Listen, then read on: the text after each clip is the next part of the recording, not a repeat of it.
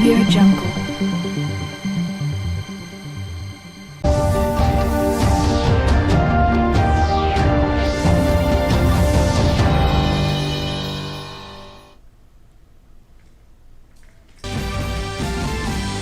Corona के खिलाफ जंग में एक और अहम फैसला। स्वास्थ्य मंत्रालय ने कोविड-19 वैक्सीन की 30 करोड़ खुराक के लिए हैदराबाद स्थित वैक्सीन निर्माता कंपनी बायोलॉजिकल ई से किया करार।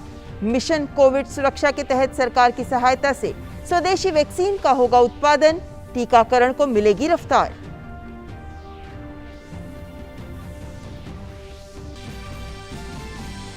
पटना एम्स में बच्चों के लिए कोवैक्सीन टीके का क्लिनिकल ट्रायल आज से शुरू। एम्स दिल्ली में भी ट्रायल की जल्द होगी शुरुआत।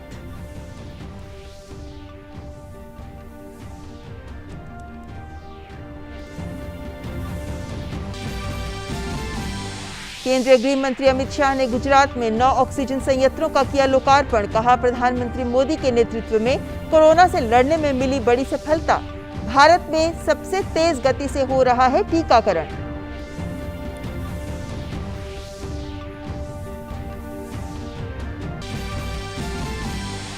सीबीएसई बोर्ड की 12वीं की परीक्षा रद्द करने के फैसले के बाद कई राज्य सरकारों ने भी परीक्षाएं की रद्द। गुजरात, मध्य प्रदेश और उत्तराखंड के बाद उत्तर प्रदेश, राजस्थान और गोवा ने भी 12वीं की बोर्ड परीक्षाएं रद्द करने का किया ऐलान। नीति आयोग ने एसडीजी इंडिया इंडेक्स और डैशबोर्ड 2020-21 का तीसरा संस्करण किया जारी। देश के समग्र एसडीजी स्कोर में 6 अंकों का सुधार। 2019 में 60 से बढ़कर 2020-21 में 66 तक पहुंचा।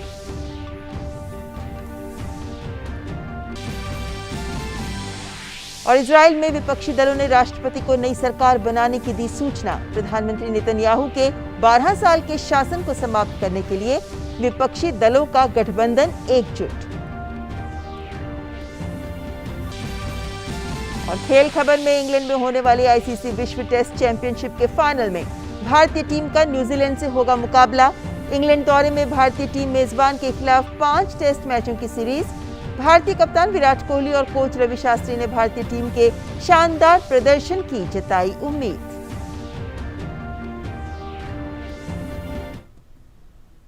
नमस्कार, मैं हूं ममता चोपड़ा।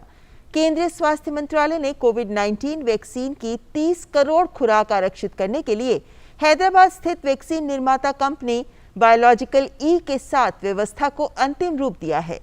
इन वैक्सीन की खुराकों का निर्माण और भंडारण अगस्त से दिसंबर के बीच बायोलॉजिकल ई कंपनी द्वारा किया जाएगा। इस उद्देश्य के लिए केंद्रीय स्वास्थ्य मंत्रालय ने कंपनी को 1500 करोड़ रुपए का अग्रिम भुगतान भी करना सुनिश्चित किया है। पहले और दूसरे चरण के ट्रायल में आशाजनक परिणाम के बाद बायोलॉजिकल ई का कोविड-19 वैक्सीन वर्तमान में तीसरे चरण के परीक्षण से गुजर रही है। और वहीं पटना स्थित एम्स में बच्चों पर भारत बायोटेक की कोवैक्सीन का क्लिनिकल ट्रायल शुरू हो गया है और अब तक 3 बच्चों पर इसका परीक्षण किया जा चुका है। पटना एम्स में 12 वर्ष से 17 वर्ष की उम्र तक के बच्चों पर यह परीक्षण मंगलवार से शुरू किया गया। इंजेक्शन लगाए जाने के बाद ये तीनों बच्चे स्वस्थ हैं। अगले 1 महीने में 525 बच्चों पर इस तरह का परीक्षण किया जाना है, जिनमें से करीब 100 बच्चे यानी वॉलंटियर्स ने अब तक रजिस्ट्रेशन कराया है। इनकी स्क्रीनिंग के बाद चयनित 3 बच्चों पर ट्रायल किया गया। वहीं एम्स दिल्ली में भी बच्चों पर वैक्सीन का क्लिनिकल ट्रायल सोमवार से शुरू हो सकता है।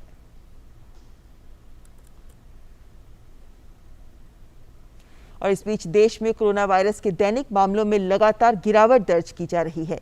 स्वास्थ्य और परिवार कल्याण मंत्रालय के मुताबिक देश भर में कोरोना के 1,34,000 से अधिक नए मामले सामने आए हैं। वहीं पिछले 24 घंटों में 2,11,000 से अधिक मरीज उपचार करवाकर स्वस्थ हो चुके हैं, जिसके बाद देश में रिकवरी रेट बढ़कर 92.79% हो गया है। इस समय देश में सक्रिय मामलों की कुल संख्या 17,13,000 से ज्यादा है। बीते 24 घंटों में देश भर में कोरोना से 2,877 लोगों की मौत हुई है। साप्ताहिक पॉजिटिविटी रेट 7.66% और दैनिक पॉजिटिविटी रेट 6.21% है, जो लगातार 10 दिन से 10% से कम ही बना हुआ है। देश में लगातार 21वें दिन नए मामलों की तुलना में स्वस्थ होने वालों की संख्या भी ज्यादा है। कोविड के समय एक ऐसा समय है जब देश भर में विभिन्न वर्गों, विभिन्न उम्र के लोगों को भी सहायता की जरूरत पड़ रही है। सरकार लगातार ऐसे हेल्पलाइन नंबर जारी कर रही है जिससे लोग इन हेल्पलाइंस के जरिए अगर जरूरत पड़े तो सहायता ले सकते हैं। लेकिन ये जो नंबर, हेल्पलाइन नंबर्स हैं, इन्हें लेकर सूचना और प्रसारण मंत्रालय ने आज एक बार फिर सभी मीडिया हाउसेस से भी इस बात को लेकर अनुरोध किया है कि इन हेल्पलाइन नंबर्स को ज्यादा से ज्यादा लोगों तक पहुंचाया जाए ताकि मुश्किल में पड़ा हर नागरिक उन तक सरकार सहायता पहुंचा सके। एक बार इन हेल्पलाइन नंबर्स को हम भी आपके सामने प्रस्तुत कर रहे हैं। कोविड को लेकर जो राष्ट्रीय हेल्पलाइन नंबर है वो है 1075 और बच्चे, कोई भी बच्चा किसी भी मुसीबत में है तो उसके लिए चाइल्ड हेल्पलाइन नंबर 1098। 14567 वरिष्ठ नागरिकों के लिए हेल्पलाइन नंबर है जो इन राज्यों में अभी कार्यशील है। वहीं अगर आपको मनोवैज्ञानिक सहयोग चाहिए तो उसके लिए हेल्पलाइन नंबर 8046110007 है। कोई भी सहायता चाहिए हो तो मनोवैज्ञानिक तौर पर आप इस हेल्पलाइन नंबर को डायल कर निमहांस की तरफ से ये सहायता दी जा रही है, आप ये सहायता ले सकते हैं। वहीं अगर आयुष संबंधित कोई जानकारी आपको चाहिए तो आप 14443 इस कोविड पर आयुष हेल्पलाइन का भी प्रयोग कर सकते हैं। माईगव ने भी व्हाट्सएप पर एक हेल्प डेस्क नंबर दिया है 9013151515। ये माईगव प्लेटफॉर्म पर व्हाट्सएप हेल्प डेस्क नंबर दिया गया है। कोई मुश्किल है, कोविड को लेकर कोई जानकारी आपको चाहिए तो आप इन नंबर्स पर कांटेक्ट कर सकते हैं। लेकिन इनमें से जो बुजुर्गों के लिए और खासतौर पे बच्चों के लिए जो नंबर दिए गए हैं, ध्यान रहे कि इन नंबर्स को आपको वरिष्ठ नागरिक या बच्चों को लेकर जिस कोई भी मुश्किल में है, किसी भी तरह की मुश्किल है, तो आप इन हेल्पलाइन नंबर्स पर फोन कर सकते हैं। मुश्किल के समय नागरिकों के साथ है केंद्र सरकार। बढ़ते हैं आगे। केंद्रीय गृह मंत्री अमित शाह ने गुजरात में 9 ऑक्सीजन प्लांट्स का लोकार्पण किया। गुजरात के अहमदाबाद, जामनगर, मेहसाणा, द्वारका सहित 9 जगहों पर ऑक्सीजन प्लांट्स का उद्घाटन किया गया। इन ऑक्सीजन प्लांट्स का वल्लभ यूथ ऑर्गेनाइजेशन के संयुक्त उपक्रम से उद्घाटन किया गया और इस मौके पर केंद्रीय गृह मंत्री ने कहा कि भारत में कोरोना के खिलाफ लड़ाई पीएम मोदी के नेतृत्व में सरकार के साथ 135 करोड़ देशवासियों ने मिलकर लड़ी है। स्वास्थ्य कर्मियों और फ्रंटलाइन वर्कर्स के चलते ये लड़ाई आज इस मुकाम पर पहुंची है। इस विपदा के समय में अग्रिम पंक्ति के स्वास्थ्य कर्मियों ने, डॉक्टर, नर्सिस और स्वयंसेवी संस्थाओं ने स्वयंसेवकों जिस प्रकार से अपने आप को, अपना हित भूलकर समाज के लिए, दर्दियों के लिए, गरीबों के लिए काम किया है, वो मैं सभी को साधुवाद देना चाहता हूं और उन्हीं के कारण ये लड़ाई इस मुकाम पर पहुंची है। और वहीं गृह मंत्री ने कहा कि दूसरी लहर में सबसे बड़ी चुनौती ऑक्सीजन की थी। ऑक्सीजन की मांग लगभग 10 गुना बढ़ गई। पीएम मोदी के नेतृत्व में और सबके सहयोग से ही इसके लिए व्यवस्थाएं बन सकी। इस बार जब दूसरी लहर आई तब सबसे बड़ी चुनौती ऑक्सीजन की थी। आमतौर पर भारत में 1000 मैट्रिक टन ऑक्सीजन चाहिए होता था हर रोज और उसकी रिक्वायरमेंट बढ़कर लगभग 10,000 मैट्रिक टन तक पहुंच गई। 10 गुना रिक्वायरमेंट बढ़ जाने के बाद उसको एक महीने के अंदर पहुंच पाना एक बहुत बड़ी चैलेंज थी। मगर मोदी जी के नेतृत्व में भारत सरकार ने और सभी राज्य सरकार इस चैलेंज को स्वीकार किया और इसके खिलाफ हमने लड़ना शुरू किया। देश भर के अंदर जहां जहां ऑक्सीजन प्लांट थे, सारे इंडस्ट्रियल ऑक्सीजन को बंद कर उसको मेडिकल ऑक्सीजन की ओर डाइवर्ट किया गया। देश भर में जहां जहां मेडिकल प्लांट थे वहां तक रेलवे को पहुंचाने का प्रयास शुरू हुआ। भाजपा के राष्ट्रीय प्रवक्ता संबित पात्रा ने प्रेस कॉन्फ्रेंस कर दिल्ली सरकार के कोविड के कुप्रबंधन पर सवाल उठाए। उन्होंने कहा कि ऑक्सीजन की आपूर्ति हो या मृतकों का आंकड़ा, दिल्ली सरकार ने हर जगह गड़बड़ी की है। उन्होंने दिल्ली के सीएम केजरीवाल से श्वेत पत्र जारी कर सवालों के जवाब देने को कहा। हम एक जेन्युइन रिक्वेस्ट करते हैं अकाउंटेबिलिटी के आधार पर कि आम आदमी पार्टी की सरकार एक श्वेत पत्र, एक व्हाइट पेपर जारी करे जिन सवालों को हम उठाने वाले हैं। पहला सवाल कि क्या आपने फर्ज आंकड़े, क्या आपने झूठे आंकड़े प्रस्तुत किए हैं जहां तक कि मृतकों की संख्या है, नंबर 1। नंबर 2, क्या कारण रहा अगर समग्रता में और एक लार्जर कैनवस में देखा जाए कि देश का सर्वाधिक केस फैटेलिटी रेशियो दिल्ली में रहा है, साथ ही उन्होंने दिल्ली सरकार को घेरते हुए कहा कि अरविंद केजरीवाल ने कहा था कि दिल्ली में ऑक्सीजन की होम डिलीवरी कराई जाएगी, लेकिन आज वो शराब की होम डिलीवरी करा रहे हैं। दवा और ऑक्सीजन की होम डिलीवरी में वो सफल नहीं रहे। बार बार अरविंद केजरीवाल जी कहते हैं कि हम थर्ड वेव की तैयारी कर रहे हैं, हम प्रोटेक्शन देंगे दिल्ली को, किंतु अगर ये आंकड़े जो आज आपके सामने हम रख रहे हैं, इन आंकड़ों को आज अगर हम जांचेंगे तो जनता का तो आत्मविश्वास आपके ऊपर है नहीं। People would not have the confidence on you, because आप तो सेकेंड वेव से पहले भी कह रहे थे हम सारी तैयारी कर रहे हैं, हम हॉस्पिटल बना रहे हैं, बेड बना रहे हैं, होम डिलीवरी ऑक्सीजन का करेंगे। अरविंद जी, आप तो होम डिलीवरी ऑक्सीजन का करना चाहते थे, मगर एक्चुअली मुझे कष्ट लग रहा है कहते हुए, होम डिलीवरी आज अल्कोहल अर्थात शराब का कर रहे हैं। शराब के होम डिलीवरी में आप सक्सेसफुल रहे, किंतु ऑक्सीजन के होम डिलीवरी में, कंसंट्रेटर्स के होम डिलीवरी में, दवाइयों की होम डिलीवरी में आप सक्सेसफुल नहीं रहे। केंद्रीय मंत्री नरेंद्र सिंह तोमर ने आज छत्तीसगढ़ के रायपुर में Indus best mega food park का वर्चुअल उद्घाटन किया। इस अवसर पर छत्तीसगढ़ के मुख्यमंत्री सहित कई गणमान्य व्यक्तियों ने कार्यक्रम में वर्चुअल माध्यम से भाग लिया। 63.8 एकड़ के विशाल परिसर में फैले इस मेगा फूड पार्क में अत्याधुनिक तकनीकों के साथ आसपास के क्षेत्र में किसानों को सशक्त बनाने और खाद्य प्रसंस्करण के क्षेत्र में आजीविका को बढ़ाने का कार्य किया जाएगा। माना जा रहा है कि इससे लगभग 5,000 व्यक्तियों को प्रत्यक्ष या अप्रत्यक्ष रूप से रोजगार मिलेगा और लगभग 25,000 किसानों को इससे लाभ होगा। भाजपा के राष्ट्रीय अध्यक्ष ने गोपीनाथ मुंडे को उनकी पुण्यतिथि पर श्रद्धांजलि अर्पित की। इस मौके पर उन्होंने कहा कि गोपीनाथ मुंडे ने गरीब और किसान की आवाज बनकर उनकी सेवा की। भाजपा अध्यक्ष ने कहा कि उनका जीवन बलिदान और साहस की कहानी है, हमें उनके जीवन से प्रेरणा लेनी चाहिए। मुंडे जी के बारे में बात करें तो जमीन से जुड़े अपार जनसमर्थन के धनी और गरीब, किसान, दलित पिछड़ों के राष्ट्रीय फलक पर आवाज बने श्रद्धेय गोपीनाथ मुंडे जी का जीवन संघर्ष और साहस का अद्भुत मिश्रण रहा है। हम जानते हैं कि जनजातीय समाज, अनुसूचित जातियों और किसानों के समान रूप से गोपीनाथ मुंडे जी लोकप्रिय थे। वे राजनेता होने के साथ साथ एक किसान भी थे। वे सच्चे मायनों में बहुजन समाज के नेता थे। केंद्र सरकार द्वारा सीबीएसई की परीक्षा रद्द करने के बाद विभिन्न राज्यों की सरकारों ने भी बोर्ड परीक्षाओं के मद्देनजर फैसले लेने शुरू कर दिए हैं। हरियाणा, गुजरात, मध्य प्रदेश के बाद राजस्थान और गोवा में भी बोर्ड परीक्षाओं को स्थगित कर दिया गया है। गोवा के सीएम प्रमोद सावंत ने ट्वीट कर बोर्ड परीक्षा के स्थगित होने की जानकारी दी। उन्होंने लिखा, व्यापक विचार विमर्श के बाद कक्षा 12वीं की परीक्षा रद्द करने का निर्णय लिया गया। हमारे छात्रों का स्वास्थ्य और सुरक्षा सर्वोच्च प्राथमिकता है।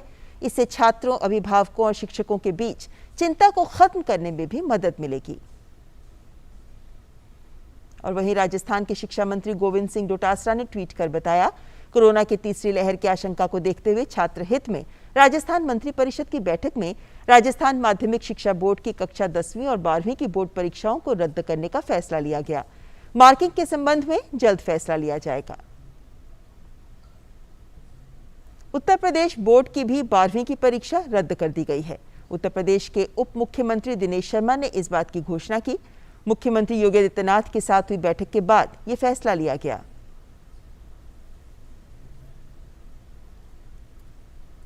और सीबीएसई की 12वीं की बोर्ड की परीक्षा स्थगित करने के फैसले का शिक्षकों और अभिभावकों ने भी स्वागत किया है। मुश्किल के इस दौर में सरकार के फैसले का स्वागत करते हुए शिक्षकों और अभिभावकों ने ट्वीट कर प्रधानमंत्री को धन्यवाद दिया।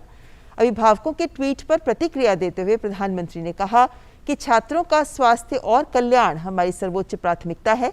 छात्रों के लिए ये एक मुश्किल वर्ष रहा। बड़े होने की खुशियां आंशिक रूप से छिन गई। उन्हें अपने घरों में बंद रहना पड़ा। दोस्तों के साथ बिताने के लिए भी कम समय मिला। उन्होंने कहा कि परीक्षाओं को स्थगित करना वर्तमान समय में सबसे अच्छा और सबसे अधिक छात्र हितैषी निर्णय था। एक शिक्षक के ट्वीट का जवाब देते हुए पीएम ने कोविड काल में शिक्षक समुदाय के प्रयासों की सराहना की। उन्होंने कहा कि पिछले 1 साल में शिक्षक समुदाय ने उत्कृष्ट भूमिका निभाई है।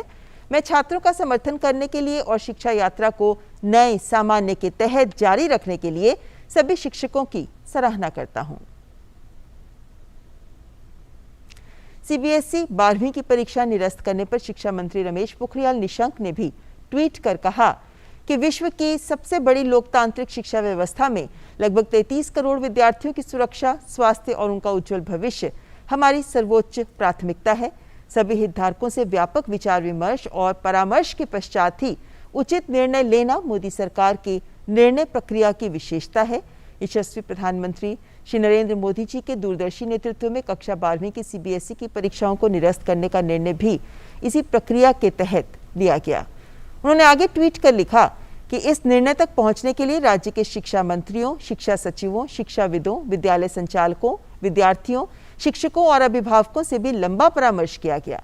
ये सभी हितधारकों से परीक्षा के लिए किया गया विश्व का सबसे बड़ा विमर्श है। उसके पश्चात ही विद्यार्थियों के स्वास्थ्य और भविष्य को देखते हुए ही आदरणीय प्रधानमंत्री द्वारा दिए गए इस दूरदर्शी निर्णय हेतु आभार। रुक करते हैं अगली खबर का। बिहार सरकार ने इंजीनियरिंग और मेडिकल कॉलेजों में छात्राओं के लिए सीट आरक्षित करने का फैसला किया है। मुख्यमंत्री नीतीश कुमार ने राज्य के इंजीनियरिंग और मेडिकल कॉलेजों में छात्राओं को 33% आरक्षण देने का फैसला किया है। उन्होंने बताया कि इससे इंजीनियरिंग और मेडिकल क्षेत्र में छात्राओं की संख्या बढ़ेगी। नीतीश कुमार ने कहा कि इस फैसले से लड़कियों को उच्च और तकनीकी शिक्षा के लिए अधिक प्रेरित किया जा सकेगा। मुख्यमंत्री ने कहा कि उनकी सरकार का लक्ष्य है कि राज्य के विद्यार्थियों को इंजीनियरिंग और मेडिकल की पढ़ाई के लिए बाहर जाने की जरूरत ना पड़े। प्रवर्तन निदेशालय ने राष्ट्रीय जनता दल के राज्यसभा सांसद अमरेंद्रधारी सिंह को मनी लॉन्ड्रिंग से जुड़े एक मामले में गिरफ्तार किया है। एडी सिंह पर इफ्को से जुड़े एक फर्टिलाइजर घोटाले में शामिल होने का आरोप है। ईडी सूत्रों के मुताबिक पीएमएलए कानून के तहत सांसद को गिरफ्तार किया गया। बीते महीने सीबीआई ने फर्टिलाइजर घोटाले को लेकर एक केस दर्ज किया था। राजस्थान फ्रंटियर के बीकानेर से लगती अंतर्राष्ट्रीय सीमा पर खाजूवाला क्षेत्र में बीएसएफ की 127 बटालियन के जवानों को बड़ी सफलता मिली है। जवानों ने पाकिस्तान की सीमा से पाइप द्वारा भारतीय सीमा में फेंकी गई 54 पैकेट हेरोइन बरामद की है। सीमा पार से तस्करी की इस कोशिश के दौरान सीमा पर जबरदस्त आंधी तूफान और बरसात हो रही थी और इसी मौके का फायदा उठाने की कोशिश की जा रही थी। पाकिस्तान से आए 2 तस्कर वापस पाकिस्तान की सीमा में भागने में सफल हो गए। पीएनबी घोटाले में आरोपी भगोड़ा मेहुल चौकसी के मामले में डोमिनिका की कोर्ट ने फैसला 1 दिन के लिए टाल दिया है। स्थानीय अदालत आज अपना फैसला सुनाएगी। बुधवार को कोर्ट में इस मामले की सुनवाई जूम ऐप के जरिए की गई, जिसमें मेहुल चौकसी भी शामिल हुआ। सुनवाई के दौरान डोमिनिका सरकार ने कोर्ट में कहा कि मेहुल चौकसी की याचिका सुनवाई के योग्य नहीं है। डोमिनिका सरकार ने कहा कि चौकसी को भारत को सौंपा जाए। अब इस मामले में आज फैसला आने की उम्मीद है। मेहुल चौकसी को 23 मई को डोमिनिका में गिरफ्तार किया गया था और अब वो वहां जेल में बंद है। कश्मीर के अपने दूसरे दौरे के दिन थल सेनाध्यक्ष जनरल एमएम नरवणे ने लाइन ऑफ कंट्रोल यानी एलओसी पर सुरक्षा स्थिति का जायजा लिया। उन्होंने सैनिकों के साथ भी बातचीत की और उनके उच्च मनोबल और परिचालन तैयारियों की सराहना भी की। उन्होंने कहा कि पाकिस्तान और भारत के बीच दशकों से अविश्वास का माहौल रहा है और ये स्थिति रातों रात नहीं बदल सकती। Terror infrastructure which is there on the other side of the LC, the terrorist camps, the terrorists, and that continues. And therefore there can be no slackening as far as we are concerned in our levels of preparedness or alertness. साथ ही थल सेनाध्यक्ष ने कहा कि corona महामारी से निपटने के लिए सेना पूरी तरह तैयार है। कोविड-19 के खिलाफ लड़ाई में सेना हर संभव प्रयास कर रही है। सेना अस्पतालों का निर्माण और ऑक्सीजन की आपूर्ति भी कर रही है। COVID is another kind of a war, and it's another kind of a war that the entire country is fighting, and I don't think there's any single family which has not been affected by COVID, and therefore it is our responsibility as the armed forces of the nation in this hour of need to do whatever we can for the help of our citizens. After all, if we are there, We are there for y'all, for the people of the country. We have helped the local administration in setting up additional beds, in repairing their oxygen plants, in providing oxygen cylinders, to the extent that we have even pulled out our medical staff, our doctors, from less affected areas and deployed them in the more high pressure stations and areas where there were more COVID cases. और अब खबर खेल जगत से। भारतीय cricket team 18 जून को New Zealand के खिलाफ वर्ल्ड टेस्ट चैंपियनशिप के फाइनल में भिड़ेगी। इंग्लैंड रवाना होने से पहले भारतीय क्रिकेट टीम के कप्तान विराट कोहली और कोच रवि शास्त्री ने कहा कि वर्ल्ड टेस्ट चैंपियनशिप टीम के लिए खास मायने रखती है। रवि शास्त्री ने यह भी कहा कि फाइनल में एक मैच के फॉर्मेट से वो सहमत नहीं है, इसे बेस्ट ऑफ 3 होना चाहिए था। इसी के साथ इस बुलेटिन में फिलहाल इतना ही। नमस्कार।